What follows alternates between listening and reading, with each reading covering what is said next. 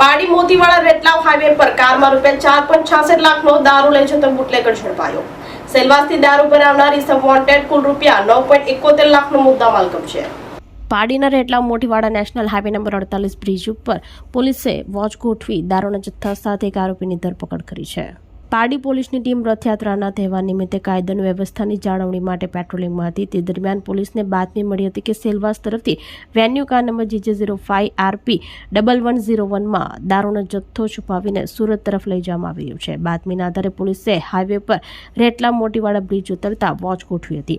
Car આવતા પોલીસે તેને કોર્ડન કરી અટકાવી હતી। કારની તલાશી લેતા પાછળની સીટ તેમજ ડિક્કીના ભાગે દારૂ અને વોડકાની કુલ 1440 નંગ બોટલો, જેની કિંમત ₹4.66 લાખનો જથ્થો ઝડપી પાડ્યો હતો।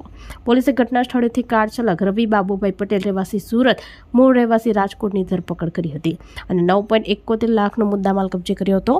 પ્રાથમિક પૂછપરછમાં સામે આવ્યું છે કે આ દારૂનો જથ્થો સેલવાસ ખાતેથી કોઈ પટેલ નામના વ્યક્તિ પાસેથી મેળવવામાં આવ્યો હતો।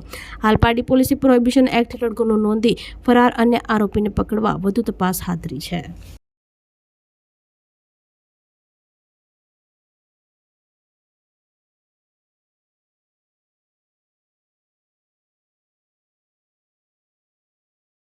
આપણી સંકલ્પ ન્યૂઝ ચેનલને સબસ્ક્રાઇબ અને લાઇક કરો, બેલ આઇકન દબાવો જેથી આવનાર ન્યૂઝ અપડેટ્સની નોટિફિકેશન આપના મોબાઈલ પર સૌથી પહેલા પહોંચે।